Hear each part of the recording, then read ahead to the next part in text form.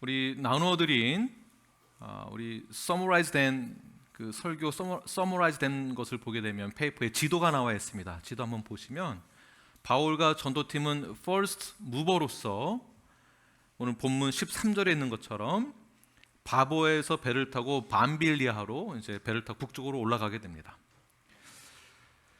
완벽한 사기꾼인 바예수의 방해 공작에도 불구하고 총독에게 복음을 전하고 예수님을 영접시킨 그 후에 이들은 아무래도 흥분을 가지고 있었을 것입니다. 이렇게 역사가 일어나는구나. 복음을 전했더니 정말 총독까지도 예수님을 믿게 되는구나. 다음 사역지에 대한 기대를 가지고 흥분된 상태에서 배를 타고 북쪽으로 올라가 밤빌리아에 있는 버가 시티에 다다르게 되었습니다. 바나바가 태어난 섬에서 이제는 바울이 가장 잘 알고 있는 소아시아 지역으로 가게 된 것이죠. 자신감이 있습니다. 이제 뭔가 더 기대가 되어집니다. 흥분 상태에 되어 있습니다. 그런데 갑자기 문제가 생기게 되는데요. 예상치 못했던 문제는 외부에서의 공격과 비난이 아니라 바로 내부에서 문제가 발생되어집니다. 밤빌리아에 도착했을 때 우리 전도팀은 큰 문제를 경험하게 되는데요. 바로 함께 동역하였던 마가가 전도 여행 중에 예루살렘, 다 지도 보시면은 예루살렘 동쪽으로 배를 타고 다시 돌아갔습니다. 어떤 이유에서 예루살렘으로 돌아갔는지는 오늘 본문에서 나와 있지는 않지만 사도행전 15장 38절에 보게 되면 마가가 그들을 떠난 그 이유 때문에 바나바와 바울에게 또한 이 팀워크에 문제가 생기게 되죠. 학자들에 의하면 마가가 떠난 그 이유는 마가가 향수병에 걸려서 떠났다. 두 번째는 오늘 본문에서부터 바울과 바나바의 이름 순서가 바뀌는 것을 볼 수가 있습니다. 오늘 본문 전까지는 바나바와 바울 이렇게 시작했는데 오늘 본문서부터는 바울과 바나바 순서가 바뀌었습니다.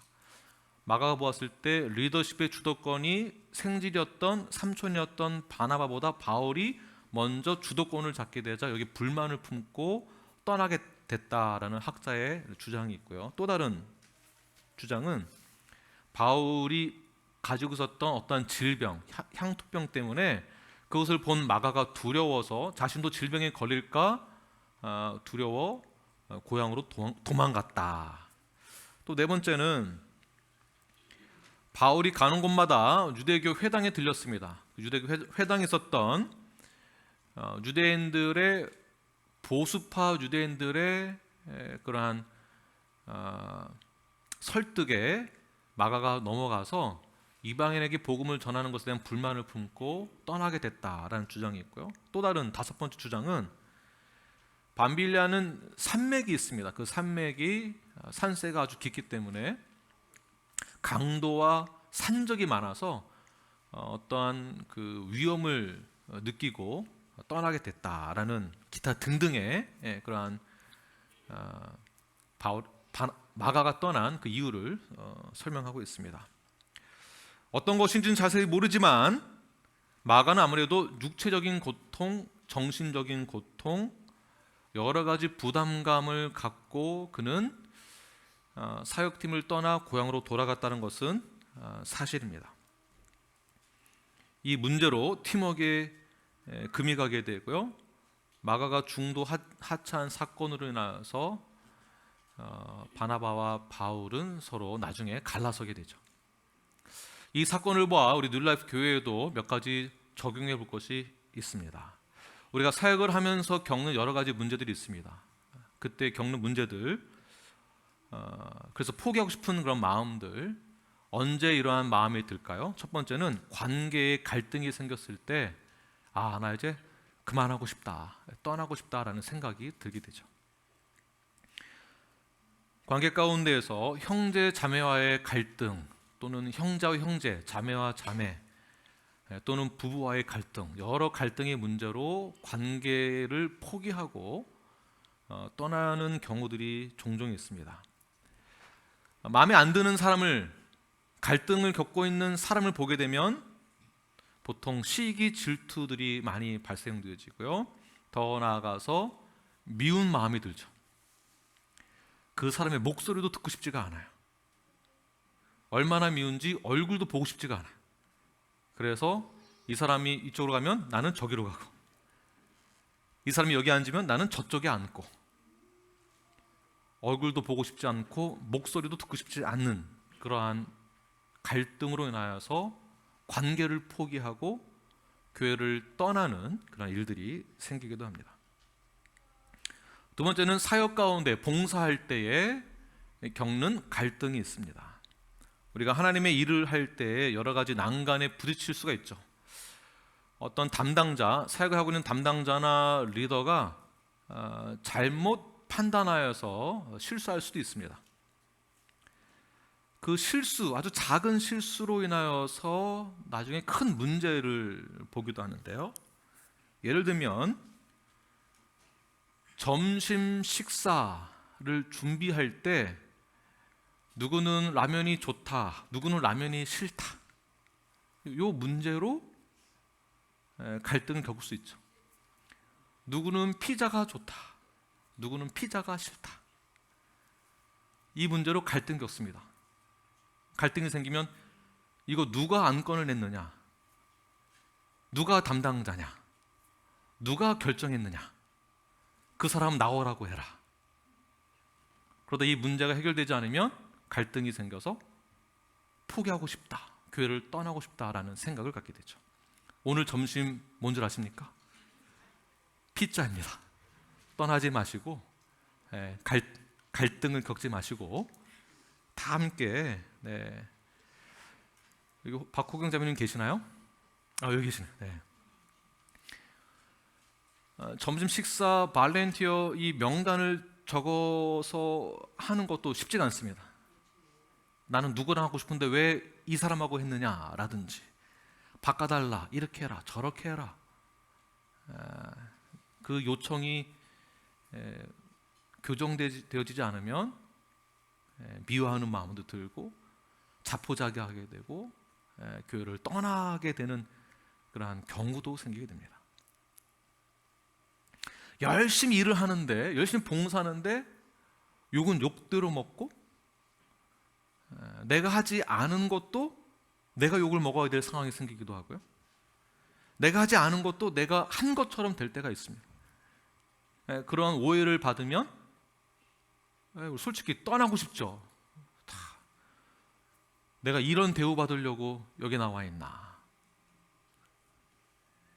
하다 보면 나만 일하는 것 같고, 하다 보면 나만 고생하는 것 같고, 하다 보면 나만 헌신한 것 같은데 욕은 나 혼자만 먹어.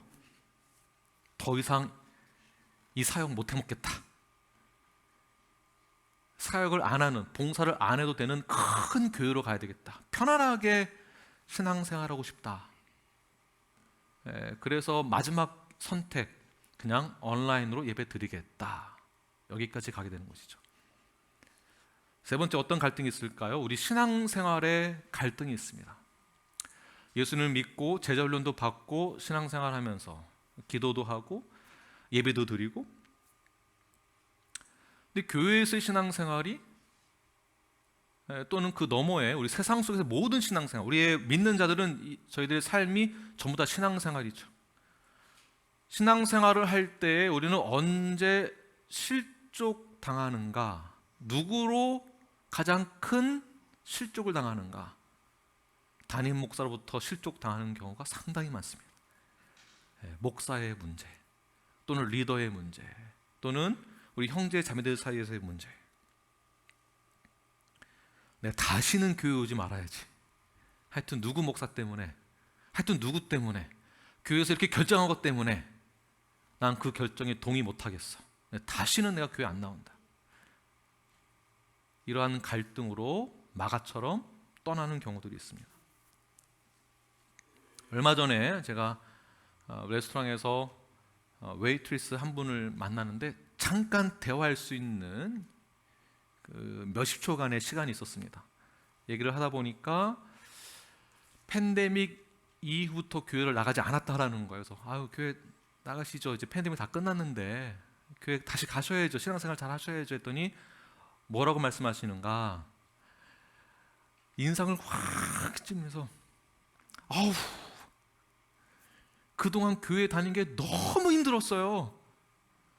교회 다녀서 스트레스를 더 많이 받았어요.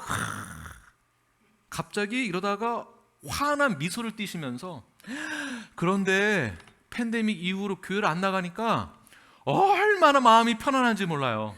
너무 평안해요. 너무 좋아요. 교회 안 나가서 너무 좋아요.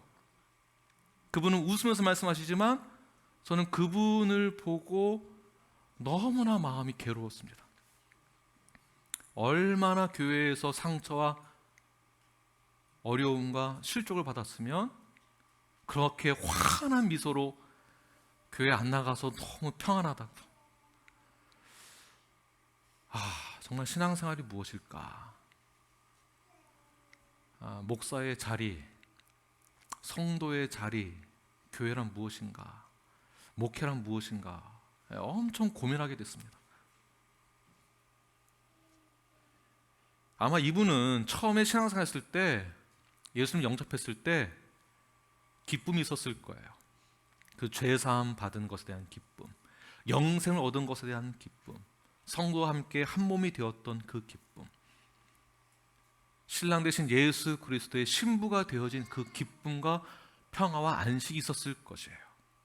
그런데 어떠한 이유에서인지 모르지만 교회 안에서 여러 가지 갈등으로 인하여서 그분은 교회를 떠나는 것을 결정하심으로 평안하다라고 말씀하십니다. 그러나 오늘 본문에서 말하고자 하는 것은, 제가 보는 것은 첫 번째, 어떠한 갈등이 있어도 사역을 포기하거나 교회를 떠나서는 안 된다라는 것입니다. 사람을 보면 갈등이 생깁니다. 그러므로 사람을 보지 말고 갈등 너머에 있는 하나님의 계획하심과 하나님의 섭리를 발견하는 것이 건강한 성도의 자세입니다. 문제 너머에 하나님의 뜻을 발견하는 거예요. 그러므로 대적을 보면 열이 받습니다. 그러나 그 대적, 그 문제 너머에 하나님을 보면 하나님의 마음과 뜻, 계획을 우리는 알 수 있는 것입니다. 신앙생활 할 때 마찬가지입니다. 사람을 보고 신앙생활을 하면 상처를 받습니다. 왜 그럴까요? 사람은, 목사는, 성도는 여전히 완전하지 않은 단계이기 때문에 그렇습니다. 그래서 성화가 있는 거예요. Sanctification by faith. 점점 믿음이 점점 잘 세워져서 구원의 완성을 이루어져 가는 단계에 있는 자지 처음부터 완전한 자가 아니다라는 것입니다. 사람을 보면 상처를 받습니다. 옆 사람 한번 보십시오. 제가 당신을 보면 상처를 받습니다 라고 하지 마시고, 당신 너머에 하나님의 섭리를 보겠습니다 이렇게 말씀하십시오.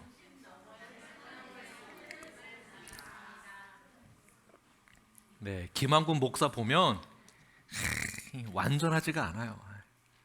그러나 김한군 목사 문제, 단점 너머에 하나님의 계획을 보는 것입니다. 하나님의 뜻. 교회 자체를 보면 문제, 소문 너무 많아요. 그러나 이 문제 너머에 무엇을 봐야 되겠습니까? 하나님의 섭리와 뜻, 하나님의 계획, 섭리, 하나님의 뜻. 사실 저희들은 이거 붙들고 가는 거예요. 이거 붙들고. 다른 거 없습니다. 하나님의 뜻이 무엇인지 아는 것이 중요하고요. 하나님의 계획과 섭리가 우리에게 어떠한 통치를 하시고자 하는지를 깨닫는 것이 중요하다는 것이에요. 사람은 완전한 자가 하나도 없습니다. 그러므로 사역을 할 때에, 신앙생활을 할 때 우리는 멋지고 폼나고 멋있게 하는, 나를 드러내는 사역을 하는 것이 아니라 내가 얼마나 성실하게 맡겨지는 사역을 잘 감당하고 있는가, 이 성실함에 대해서 우리는 집중을 해야 합니다. 한번 헌신하기로 했으면 하나님이 다른 길로 인도해 주시기 전까지는 그 사역의 자리에서, 현장에서 떠나서는 안 되는 것입니다. 버티는 거예요. 버티는 것도 능력이고요, 버티는 능력도 실력이고, 이 실력이 영성입니다. 영성. 성실한 것이 영성이에요. 영성이라고 해서 기도만 많이 하고 예배는 많이 드리고 헌금은 많이 하는데 성실하지가 않아.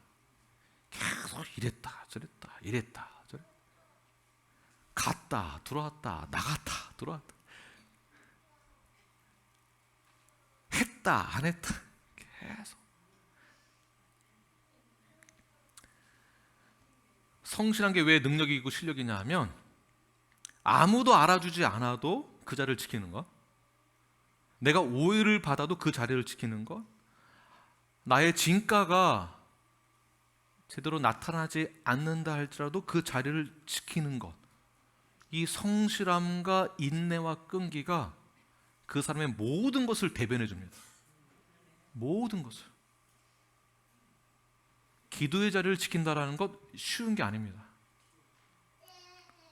어느 날 기도하는 자리에 왔는데 아무도 없어요. 아유, 내가 이러려고 목회하나. 아유, 하여튼 누구 제가 이러한 마음 가지고 목회했다고 한다면요, 여기 못 있습니다. 그러나 그런 마음이 사실은 저 역시 부족한지라 들 때가 있어요. 어떤 마음이 드냐 하면, 이게 내가 부족한 탓인가? 내가 리더십이 없나? 영적인 리더십이 내가 없는 자구나. 나는 안 되는 사람이구나. 이런 마음이 들어가는 순간 다 포기하고 싶어져요. 떠나고 싶어요. 기도의 자리, 그러나 그 자리를 지키는 것입니다. 예배의 자리 지키는 거예요. 예배 자리. 헌신의 자리도 지키는 것이고요, 제자훈련 받는 그 자리를 지키는 것이고요. 자, 이게 우리 안에서 하는 얘기고요. 이 바깥으로는요, 가정에서의 나의 위치, 나의 자리를 지키는 것도 성실한 영성이에요. 남편은 남편의 역할을 자아하는 것도 성실한 영성입니다. 아유, 나 도저히 잔소리 듣고서 내가 못 살겠다. 이 와이프하고 내가 도저히 못 살겠다. 아닙니다. 아내는 아내 역할을 잘하는 것이, 성실하게 끝까지 지켜내는 것이 영성입니다. 이것이 신앙이에요. 직장 생활도 마찬가지입니다. 돈만 보고 자리를 옮기는 것이 아니라 이 자리에 하나님 보내주셨음을 믿고 그 자리에서 부정적인 것을 제외하고는 그 자리를 잘 지켜내는 거예요. 마가는 아마도 부담이 되고 실족할 문제가 있어서 어떠한 문제 때문에 그들을 버리고 떠난 것은 사실입니다. 그들을 버리고 떠날 때 다른 버전, 영어 버전을 보게 되면 그들에게서부터 떠났다라고 하지만 다른 버전에서는 그들을 버렸다라고 말하고 있습니다. 버렸다. 버리고 간 거예요. 버리고 간 사람의 마음과 버림받은 사람의 마음, 둘 다 나중에는 사실 상처거든요. 그래서 그 자리를 지키는 것이 영성이다라는 것입니다. 그 자리를 지키는 것. 미국 SBC, 우리 서든 배프티스트 컨벤션에 속해 있는 침례 교단이 약 한 5만 개 정도 되는데요. 5만 개 교회 중에서 사역자들이, 이게 2, 3년 전 조사했던 내용인데, 대략 얼마 만에 사역지를 바꾸는가? 평균 2년 반 만에 목회자가 계속 바뀌는 거예요. 아무리 실력이 좋고 아무리 영성이 있다 할지라도 2년 반 만에 어떤 좋은 결과를 맺을 수 있을까요? 아니, 좋은 열매를 맺었다 할지라도 2년 반 만에 그 자리를 옮겨버리면 그 다음 사역자가 그 좋은 열매 맺은 것을 어떻게 인수받아서 어떻게 할 수 있을까요? 계속 바뀌게 되어 있습니다. 2년 반 만에 바뀌는 거예요. Second Baptist Church of Houston, 여기 우리 휴스턴 안에 있는 Second Baptist 다 아시죠? 캠퍼스 철치만 5개가 있고요. 이 교회를 조금 제가 조사를 해보니까 1927년도에 휴스턴 다운타운에 처음 12명 성도로 교회가 개척됐습니다. 1927년도. 그리고 1978년도에 닥터 에디영 목사님이 제5대 담임 목사로 부임해서 지금까지 목회하고 계세요. 총 몇 년 걸렸을까요? 45년. 45년 동안 목회를 하고 계세요. 78년부터, 제가 78년생입니다. 잊을 수가 없어요. 자, 세컨 배프티스트를 보면 와, 대단해요. 교회도 대단하고 사역도 대단하고 어마어마해요. 정말 대단하다. 그렇다면 과연 45년 동안 닥터 에디영 목사님에게는 포기할 만한 문제가 없었을까요? 마냥 좋은 일들만 있었을까요? 전혀 그렇지 않았을 것입니다. 제가 들은 얘기는 없지만 저희 사모와 저 되게 관계 좋아 보이죠?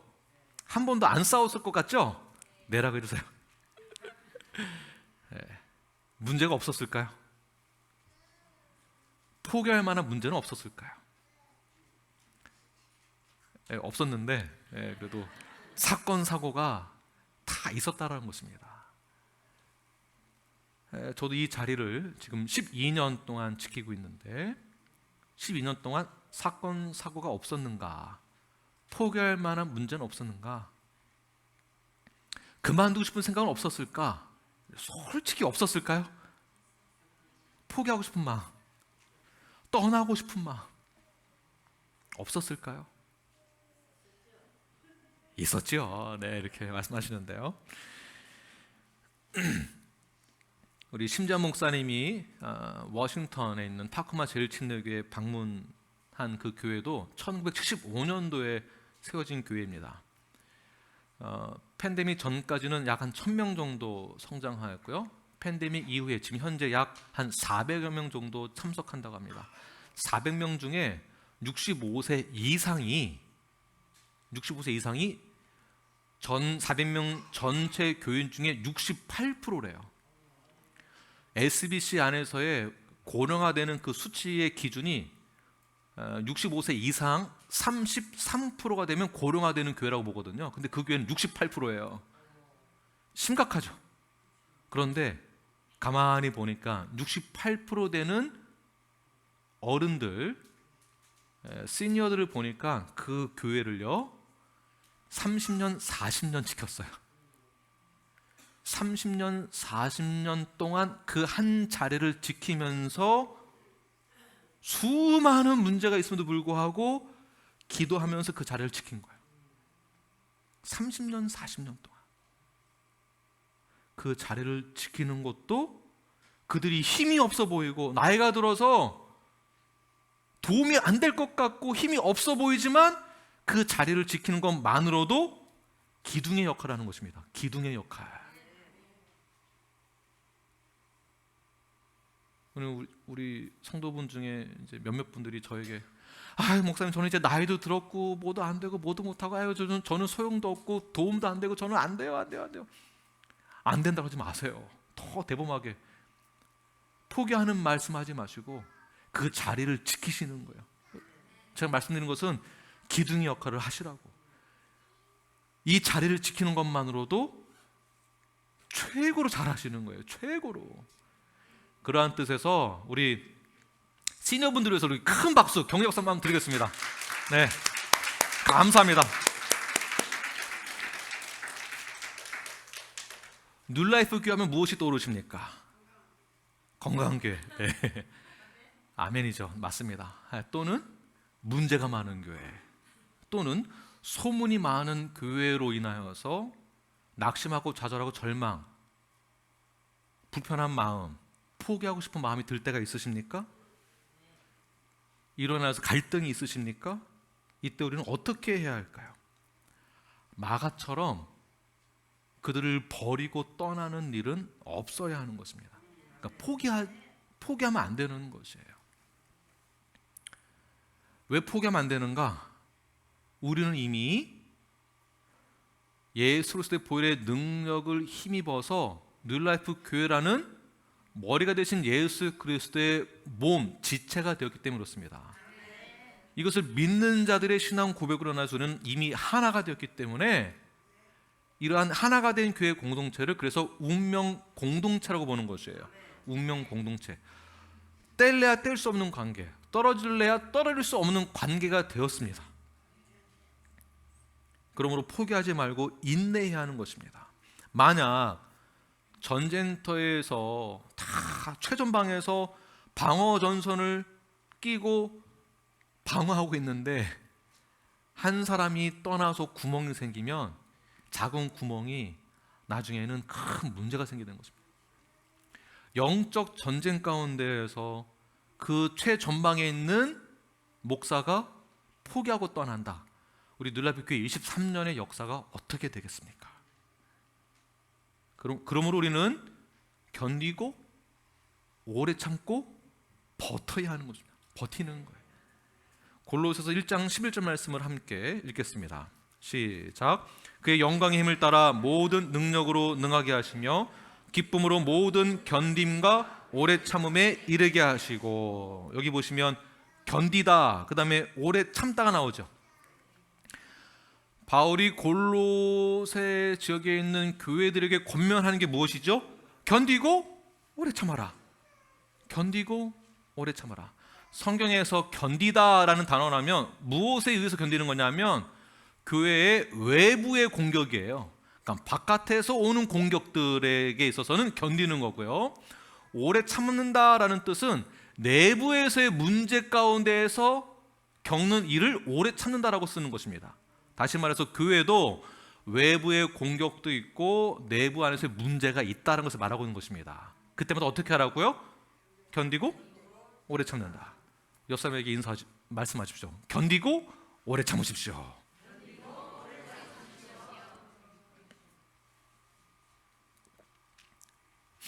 외부의 공격이 무엇이 있을까요?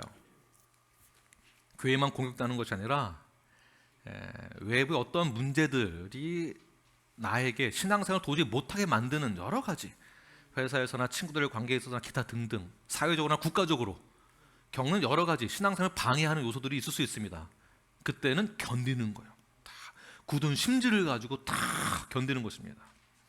내부적인 문제 무엇이 있을까요? 아까 말씀드렸던 우리 내부에서의 갈등, 이 구조 안에서 우리가 겪는 문제가 있다고 한다면 그 자리에서 우리는 오래 참아야만 하는 것입니다. 고린도 후서에서도 보게 되면 6장에서 사도 바울이 이렇게 말을 합니다. 우리가 하나님과 함께 일하는 자로서, 함께 일하는 자, 6장 1절에 나와 있는 말씀인데요, 우리 모든 성도가 하나님의 일꾼이 되었다는 것입니다. 함께 일하는 자로서 라고 시작을 하면서 고린도 교회에게 말하고 있는 바울의 권면, 이런 것이에요. 그러니까 하나님의 나라를 위해서 일을 하고 있는데, 복음 사역도 하고 전도도 하고 영혼 구원을 하고 있는데 외적인 공격이 있을 수 있다. 그리고 내적인 공격이 있을 수도 있다. 갈등이 있을 수도 있다. 그 갈등이 어떠한 것이 있느냐? 환난, 궁핍, 고난, 매맞음, 갇힘, 난동, 수고로움, 먹지 못함이 나에게도 있었다. 그러면서 6장 6절에서 이렇게 말씀합니다. 함께 읽겠습니다. 시작. 깨끗함과 지식과 오래 참음과 자비함과 성령의 감화와 거짓이 없는 사랑과, 동일하게 사도 바울이 고린도 교회도 권면하는 것은 오래 참아라요. 오래 참아라. 사도 바울은 사심 없는 동기를 가지고 최선을 다해서 사역을 했습니다. 때로는 자신을 돌보지 않는 그 헌신으로 건강을 잃어가면서까지, 생명을 내놓으면서까지 사역을 했습니다. 그럼에도 불구하고 이렇게 헌신했는데 오해는 쌓이고 불신은 생기고 분란은 끊임이 없고 외적인 공격, 내적인 갈등. 그때마다 사도 바울은 사랑의 언어로 그들을 용서하기도 하고 이 모든 문제, 갈등을 견딤과 오래 참음으로 이겨냈습니다. 끊임없이 참고 언제나 사랑으로 사람들을 대했습니다. 그리고 성도들에게 그렇게 하도록 가르치는 권면을 디모데에게도 명령하고 있는데요. 디모데 후서 4장 2절 말씀을 함께 읽겠습니다. 시작. 너는 말씀을 전파하라. 때를 얻든지 못 얻든지 항상 힘쓰라. 범사에 오래 참음과 가르침으로 경책하며 경계하며 권하라. 이거 오래 참음 나오죠? 그러니까 무엇에 대한 오래 참음입니까? 내부적 갈등에 대한 오래 참음을 말하고 있는 것이죠. 그것을 가르쳐야 한다는 것입니다. 그러니까 성경을 가르칠 때 성경의 정보들을 모아서 전달하는 것만 가르치고 배우는 것이 아니라 성경에서 요구하고 있는 그 상황적 배경과 성경에서 요구하고 있는 그 상황에 맞는 그때 우리가 어떻게 성경적으로 가치관을 가지고 대처해야 하는지, 그러니까 그런 갈등이 있는 것은 당연한 일들이다. 완전하지 않은 이 세상 가운데 살아갈 때 문제는 있다, 갈등은 있다. 그러나 그 자리에서 우리는 사랑으로 오래 참아야 된다, 이겨내라는 뜻이겠죠. 그럼 우리 자녀들에게 무엇을 가르쳐야 되겠습니까? 너 공부 열심히 해서 의사 돼야 된다, 너 박사 돼야 된다, 정치가가 돼야 된다, 대통령이 돼야 된다, 부자 되라, 공부 잘해라. 이거 굉장히 중요합니다. 그렇게 가르쳐야 됩니다. 그러나 더 중요한 것이 있습니다. 이것만 가르쳐서는 안 되고요. 무엇을 가르쳐야 되겠습니까? 오래 참음을 가르쳐야 되는 거예요. 왜냐하면 우리 자녀들 역시 겪는 갈등의 문제가 상당히 많을 수 있습니다. 상당히. 우리 자녀들이 겪는 갈등 태어나면서부터 겪어요. 특히 둘째, 태어나는 순간 불공평한 세상에 태어나게 됩니다. 경쟁을 해야 돼요. 첫째와 어떻게 해서 잘 보이려고, 애가 우리 노아가 혼나고 있으면 수아는 그 노아 혼나는 거 보고 수아는 신발 정리한다든지, 어릴 때부터 갑자기 책을 피고 있다든지, 살아남기 위해서. 이런 갈등 구조가 생기거든요. 이때 나는 도저히 노아랑 못 살겠다. 이 더러운 세상, 비참한 세상, 불공평한 세상, 난 이 세상 떠나고야 말겠다. 가정을 버리고 떠날 수 있겠습니까? 그렇지 않은 거예요. 아이들에게 가르쳐야 됩니다. 오래 참음, 견딤. 우리 아이들 자라나서 학교에 가게 되고 학교 졸업하고 직장생활을 해야 됩니다. 직장생활, 사회생활 다 하셔서 아시잖아요. 그 갈등이 얼마나 심각합니까? 저도 잠깐 일해봤는데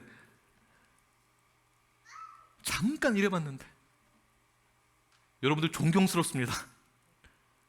어떻게 살아내시고 있는지, 어떻게 견디고 있는지 정말 힘이 듭니다.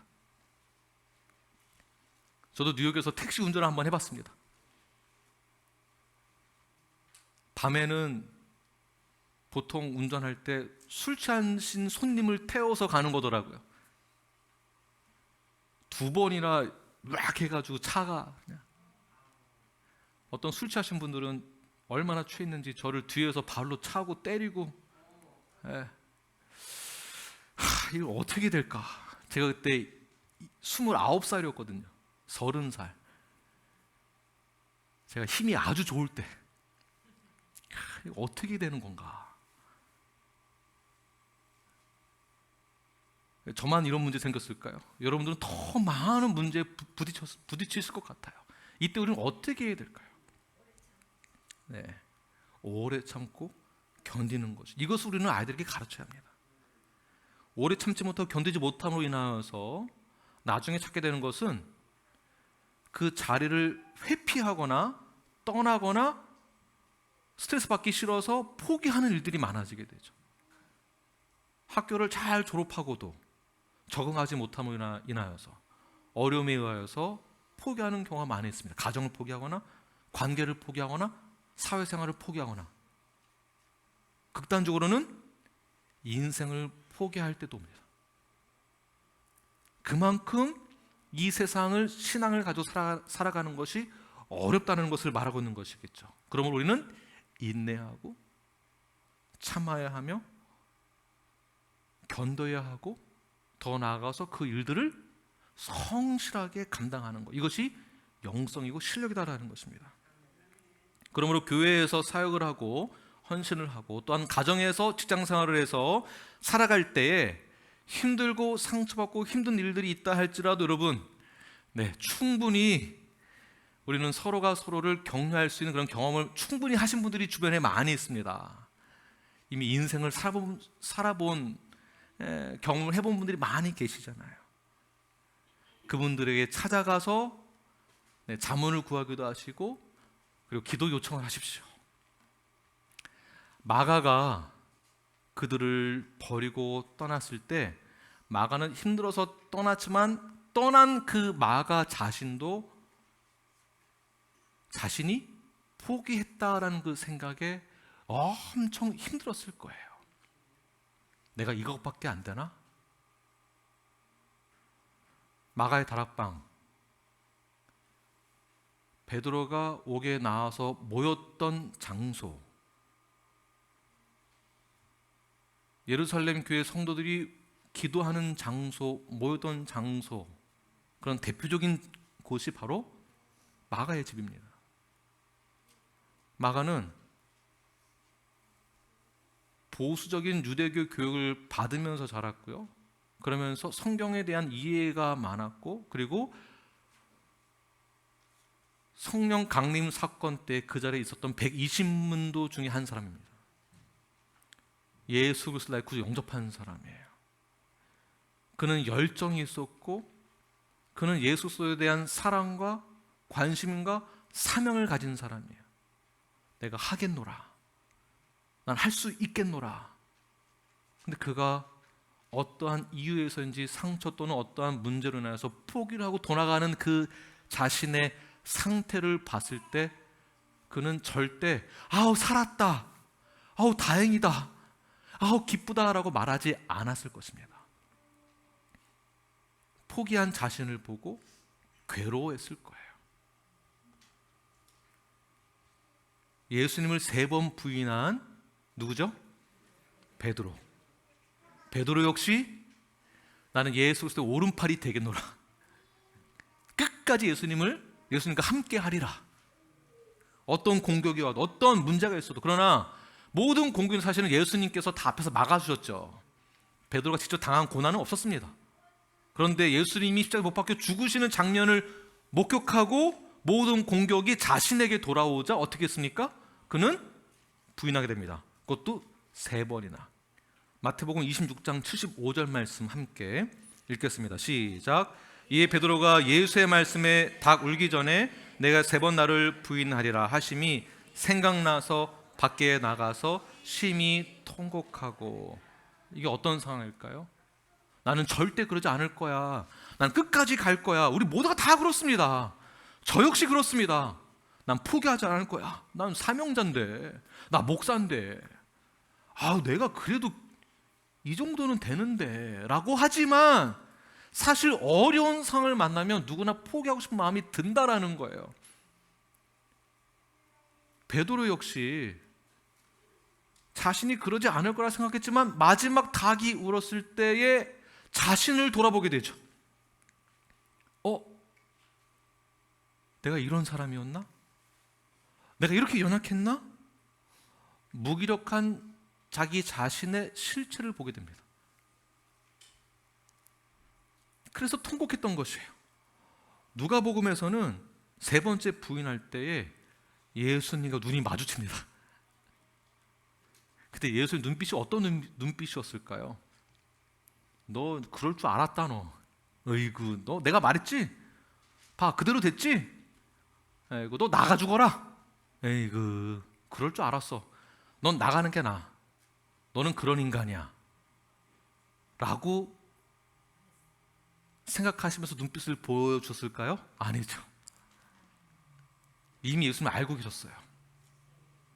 그러나 그가 통곡하기까지 그의 마음에 강한 예수 그리스도의 사랑을 깨닫는 그 사랑의 눈빛으로, 용서의 마음으로 예수님은 베드로를 바라보았을 것입니다. 괜찮다. 포기해서는 안 되지만 그러나 포기할 만한 상황 다 이해가 된다. 그래서 포기하는 것보다 더 중요한 것은 그 상황을 뛰어넘는 하나님의 섭리를 발견하는 것이 그래서 중요하다는 것입니다. 베드로가 그것을 깨달은 거예요. 그래서 통곡하면서, 통곡이라는 단어 나오면 회개가 동반한 통곡을 말하는 것입니다. 즉 회개했다는 뜻이에요. 내가 죄인이구나. 그 죄인임을 깨닫게 된 것이에요. 나는 죄인이 아닌 줄 알았는데.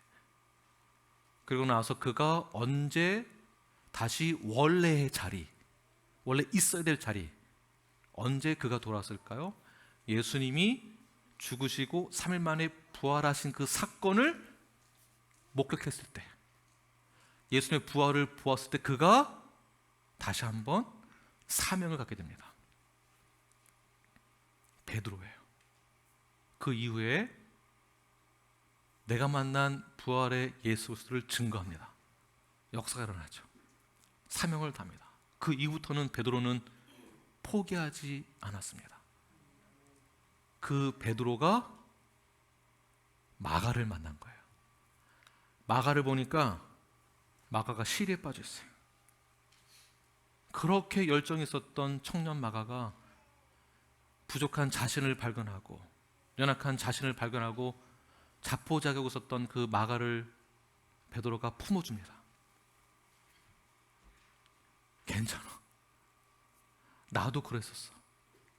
나도 포기했었어.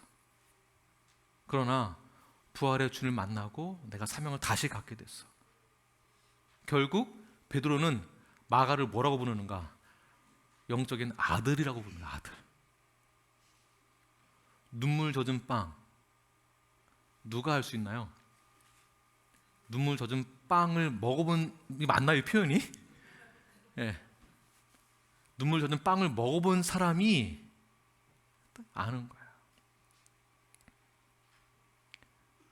그러므로 포기하고 좌절하고 낙심해져 있는 사람을 우리는 어떻게 되겠습니까? 에이그 너 그럴 줄 알았다고 하는 것이 아니라 나도 그럴 수 있습니다. 다시 한번 돌아올 수 있도록 우리는 손을 내밀고 품어주는 거예요. 나도 그랬었어. 자, 그 이후에 바울의 입장에서는 마가를 봤을 때, 마가로 인해서 바울과 바나바가 헤어졌거든요. 선교에 차질이 생깁니다. 그러니까 마가 생각하면 무엇이 떠오를까요? 하여튼 저런 거 하나 만나가지고 되는 게 하나도 없네. 스트레스만 받고. 가 아니라 바울이 마가를 보는 시각이 완전히 바뀌는 그 시점은요, 마가가 베드로를 만나고 난 다음에 마가가 사명자가 돼서 돌아온 사건을 보고 나서 바울에게서 가장 큰 위로가 되는 자가 누구인가? 마가를 지목합니다. 골로새서 4장 10절 보게 되면 나와 함께 갇힌 아리스다고와 바나바의 생질 마가에게 소식을 전해줘라. 그들을 위로줘라 말을 하고 있고요. 더 나아가서 바울이 마지막 로마 감옥에 있었을 때 마가를 데리고 와라. 그가 나에게 큰 위로가 된다라고 또 말을 합니다. 결국 바울에게 있어서 마가는 배신자, 도망자, 더 이상은 그러한 마가를 보는 입장이 아니라 마가가 나에게 가장 큰 위로자가 되었음을 바울이 말하고 있는 것입니다. 그러므로 우리 뉴라이프에 있어서 우리는 성도가 성도를 대할 때, 형제 자매가 서로가 서로를 대할 때 어떻게 대해야 할까요? 문제 너머에 앞으로 우리 옆 사람이 나에게 가장 큰 위로자가 될 사람으로 받아들이는 것이 중요합니다. 지금 당장은 에이그 할 수 있지만 그 너머에 이 사람이, 나의 지체가 나의 가장 큰 위로자가 될 것이에요. 옆사람에게 이렇게 인사하십시오. 당신이 나에게 큰 위로자가 될 것입니다. 저에게 가장 큰 위로를 줄 사람이 누구일까요? 옆에 교회에 있는 분들이 절대 아닙니다. 저 옆에 있는 어느 교회의 성도가 저의 위로자가 되지 못합니다. 저에게서 가장 큰 위로자는 당연히 예수 그리스도이시고요, 예수 그리스도에 접붙이된 링크되어진 성도 여러분들이 저에게 가장 큰 위로가 될 것입니다. 때로는 우리가 좌절하고 넘어질 수 있습니다. 그러나 첫 번째, 포기하지 마십시오. 그러나 포기한다 할지라도 예수 십자가를 바라보십시오. 그분의 위로하심, 그분의 치유하심, 그분의 사랑과 은혜를 기억하십시오. 그 은혜를 받은 자들은 우리가 다시 위로자가 될 것입니다. 그 역할을 잘 감당해 주십시오. 호세아서에서 강조하고 있는 것이 심판입니다. 죄에 대한 심판. 내가 반드시 심판한다예요. 그 죄는 내가 반드시 묻겠다, 심판하겠다. 심판 너머에 사실은 제일 강조하고 있는 것은 하나님의 사랑입니다. 그리고 회복이에요. 다시 돌아오게 하겠다. 그리고 제발 돌아와라. 어제 말씀 무엇입니까? 하나님이 돌아오도록 설득을 계속 한다라는 거잖아요. 설득해서 돌아올 수 있도록 제발 돌아와라. 내가 널 죽이겠다가 아니라 내가 널 살리겠다. 제발 돌아와라. 교회가 이뤄야 됩니다. 하나님이 원하시는 것은 돌아와라. 회복이 중심이다라는 것, 사랑이 중심이다라는 것, 그것을 꼭 기억하시는 저 여러분이 되길 간절히 축원합니다.